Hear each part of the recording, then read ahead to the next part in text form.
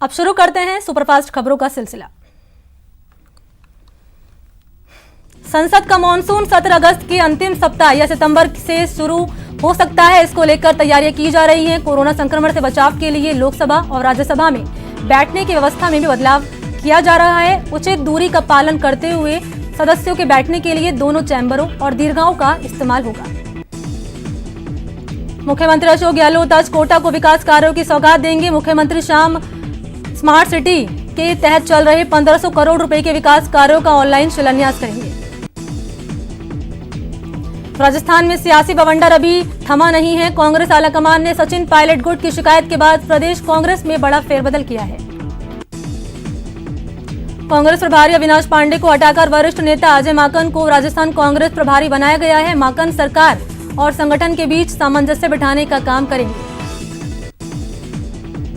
Pilot गुट की शिकायत की जांच के लिए 3 सदस्यीय कमेटी का गठन किया गया है। अहमद पटेल, अजय माकन और केसी वेणुगोपाल पायलट और गहलोत गुट में सामंजस्य बिठाकर हाईकमान को पूरे सियासी घटनाक्रम की रिपोर्ट सौंपेंगे। मुख्यमंत्री अशोक गहलोत ने कांग्रेस अध्यक्ष के फैसले का स्वागत करते हुए राजस्थान के नए प्रभारी महासचिव अजय माकन को बधाई दी है। गहलोत ने ट्वीट कर लिखा, उनके लंबे अनुभव से संगठन को मजबूत करने में मदद मिलने के साथ पार्टी कार्यकर्ताओं में ऊर्जा का संचार होगा। सचिन पायलट ने ट्वीट कर आलाकमान का आभार जताया। पायलट ने लिखा कि राजस्थान में समन्वय स्थापित करने के लिए 3 सदस्यीय कमेटी नियुक्त करने के लिए कांग्रेस नेतृत्व का आभार। मुझे पूरा विश्वास है कि कमेटी के मार्गदर्शन में राजस्थान में संगठन को एक नई दिशा और दशा मिलेगी। पूर्व प्रदेश अध्यक्ष सचिन पायलट ने ट्वीट कर नए कांग्रेस प्रभारी अजय माकन को बधाई दी। पायलट ने लिखा कि आपकी नियुक्ति से निश्चित ही राजस्थान कांग्रेस के कार्यकर्ताओं की उम्मीदों को बल मिलेगा। उज्जवल भविष्य की कामना के साथ मैं अजय माकन जी का वीर भूमि राजस्थान में स्वागत करता हूं। पायलट खेमे के विधायक वेद प्रकाश सोलंकी ने जांच के लिए वरिष्ठ नेताओं की कमेटी बनाने के लिए कांग्रेस हाईकमान का आभार जताया। सोलंकी ने कहा कि पूर्व प्रभारी अविनाश पांडे एक तरफ की सुनवाई करते थे।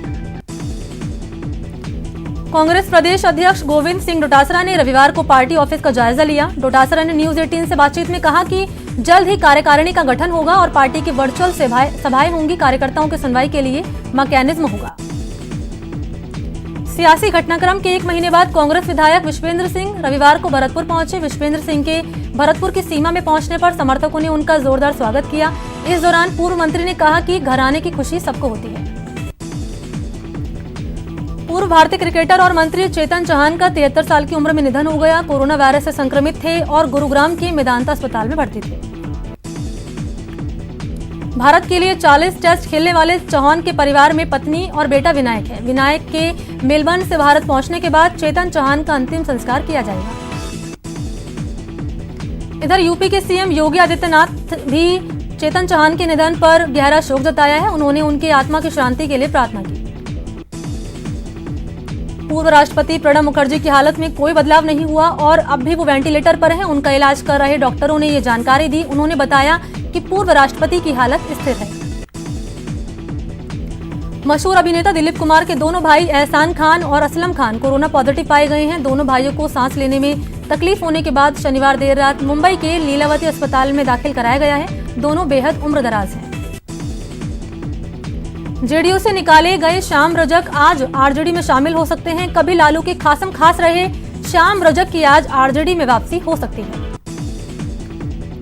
दरअसल राज्य सरकार में उद्योग मंत्री रहे श्याम रजक को पार्टी विरोधी गतिविधियों में शामिल होने के आरोप में जेडीयू ने बड़ी कार्रवाई करते हुए पार्टी से निकाल दिया है। आम आदमी पार्टी के राज्यसभा सांसद संजय सिंह पर उत्तर प्रदेश में एफआईआर दर्ज हुई है। लखनऊ के महानगर इलाके में रहने वाले अधिवक्ता अविनाश त्रिपाठी ने संजय सिंह पर मुकदमा दर्ज करवाया है। आईपीसी की कई धाराओं में संजय सिंह पर केस दर्ज है। रक्षा विवाद के बाद आज पहली बार नेपाल और भारत की बैठक होगी। काठमांडू में आज होने वाली यह बैठक वैसे तो नेपाल में भारत द्वारा चलाए जा रहे विकास प्रोजेक्ट पर आधारित होगी, लेकिन माना जा रहा है कि इस बैठक के साथ ही दोनों देशों में राजनयिक बातचीत के रास्ते भी खुल सकते हैं। कोरोना संकट के बीच आज जयपुर में राजस्थान क्रिकेट एसोसिएशन की अहम बैठक होगी। इसी नए स्टेडियम में जुड़े मुद्दों पर मंथन के साथ भविष्य में क्रिकेट मैचों की संभावनाओं पर मंथन करेगी। गहलोत सरकार ने खिलाड़ियों को नौकरी देने की कवायद तेज कर दी है। खेल विभाग हजारों की संख्या में आए आवेदनों की जांच करने के बाद फाइनल सूची सरकार को भेजेगा। सेफ्टी कमिश्नर से सर्टिफिकेट मिलने के बाद जयपुर मेट्रो फेज 1B का रास्ता साफ हो गया। 3 से 4 दिनों में चांदपोल से बड़ी चौपर तक मेट्रो ट्रैक का ट्रायल किया जाएगा। फेज 1B का अप और डाउन लिंक तैयार हुआ है। झुंझुनू के शिक्षक भवन में मार्क्सवादी कम्युनिस्ट पार्टी की विस्तारित बैठक हुई, जिसकी अध्यक्षता पूर्व जिला उप प्रमुख विद्या धर ने की, जिसमें कहा गया कि बिजली की बड़ी दरों के खिलाफ 20 से 26 अगस्त तक पार्टी कार्यकर्ता सड़क पर उतरेंगे। बीजेपी नेता ठाकुर जयसिंह बिडौली के निधन पर शोक संतप्त परिवार को सांत्वना देने के लिए रविवार को बीजेपी प्रदेश मंत्री श्रवण सिंह बगड़ी बिडौली पहुंचे। बगड़ी ने ठाकुर जयसिंह के परिजनों से मुलाकात की और बीजेपी प्रदेश अध्यक्ष सतीश पूनिया की ओर से भेजा गया सांत्वना संदेश परिजनों को सौंपा। प्रतापगढ़ विधायक रामलाल मीणा ने महादेव का अभिषेक किया। इस दौरान उन्होंने भगवान से खुशहाली, अच्छी बारिश और कोरोना को खत्म करने की कामना की। विधायक लाखन सिंह मीणा के करौली लौटने पर कांग्रेस की ओर से अभिनंदन किया गया। इस मौके पर कांग्रेस कार्यकर्ताओं ने विधायक का माला साफा पहनाया। दौसा में कांग्रेस पार्टी की बैठक का आयोजन किया गया। विधायक मुरारी लाल मीणा के द्वारा करीब 35 दिन के बाद कार्यकर्ताओं से मिले। इस बैठक में बड़ी संख्या में कांग्रेसी शामिल हुए, जिससे सोशल डिस्टेंसिंग की धज्जियां उड़ गई। दौसा में बीजेपी की एक बैठक का आयोजन किया गया। बैठक में सांसद जसकौर मीणा और बीजेपी जिलाध्यक्ष रतन तिवाड़ी समेत अनेक बीजेपी कार्यकर्ता एवं पदाधिकारी मौजूद रहे। देश में कोरोना वायरस की रफ्तार बेकाबू होती जा रही है। भारत में बीते 24 घंटे में कोरोना के 63,489 नए मामले सामने आने के साथ कुल केस की संख्या 25,89,000 के पार पहुंच गई। इलाज के बाद 18 लाख से ज्यादा कोरोना पेशेंट ठीक होकर घर लौट चुके हैं। देश में महामारी से 24 घंटे में 1,000 के करीब लोगों की मौत हुई। इसके बाद कोरोना वायरस से जान गंवाने वालों का आंकड़ा 51,000 के पार पहुंच गया। देश में अभी भी 6,77,000 से ज्यादा लोग वायरस की चपेट में हैं। कोरोना को लेकर एक अच्छी रिपोर्ट है। भारत में इससे मरने वालों की संख्या लगातार गिरावट दर्ज की जा रही है। कोरोना को लेकर भारत में मृत्यु दर घटकर 1.93% हुई और 72% संक्रमित ठीक भी हुए हैं। राजस्थान में भी महामारी के आंकड़ों में तेजी के साथ इजाफा हो रहा है। बीते 24 घंटे में 1,317 नए मामलों के साथ पॉजिटिव मरीजों की संख्या 61,000 को पार कर गई। प्रदेश में अब कुल 13,816 केस एक्टिव हैं, जबकि इलाज के बाद 45,000 से ज्यादा लोगों को डिस्चार्ज किया गया है। मरुधरा में 24 घंटे में 14 लोगों की मौत हो गई। जयपुर में 3, बीकानेर में 3, भीलवाड़ा में 2, अजमेर में 2, सीकर में 2, उदयपुर में 2 मौत दर्ज की गई। प्रदेश में कोरोना से अब तक 876 लोगों ने जान गंवाई है।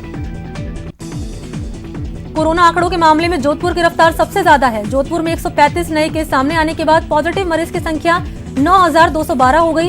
इनमें ईरान से आए 61 और बीएसएफ के 85 जवान भी शामिल हैं।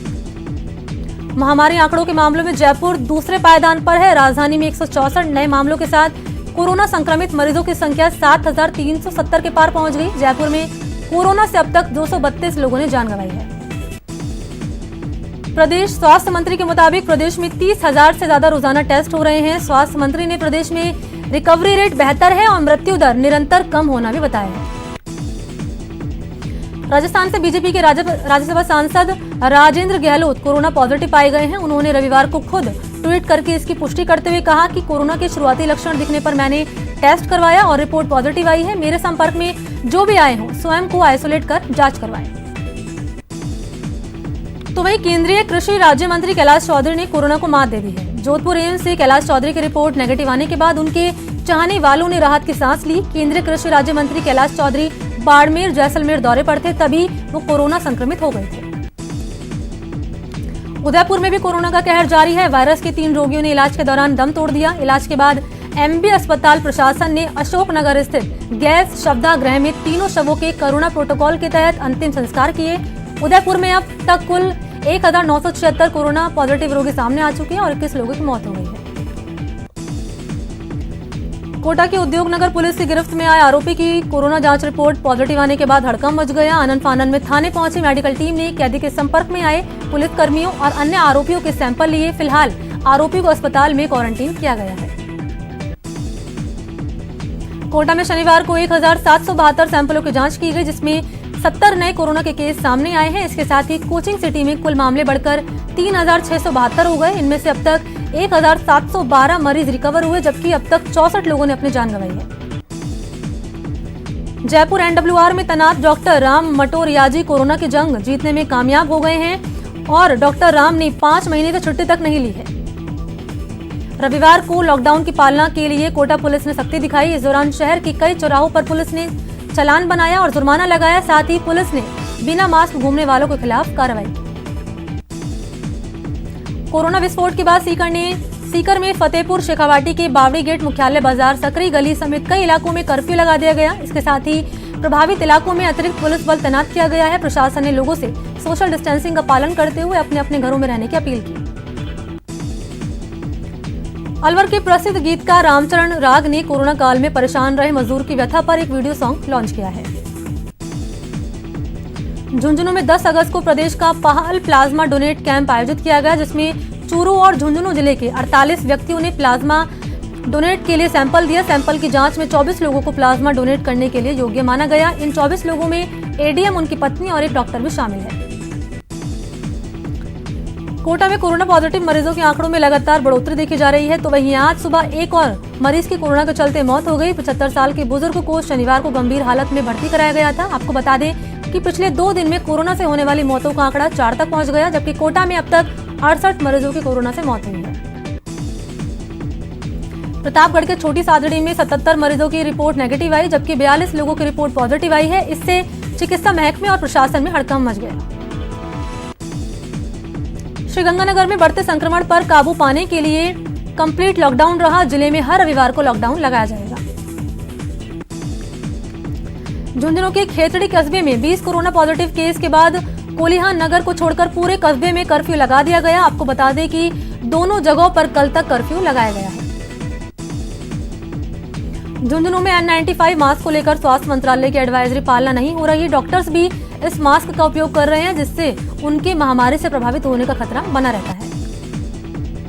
कोरोना काल में दिवंगत लोगों के अस्थियों को हरिद्वार में प्रवाहित करने के लिए निःशुल्क मोक्ष कलश बसें चलाई जा रही हैं। 12 बस स्टैंड से रविवार को 35वीं मोक्ष कलश बस रवाना हुई।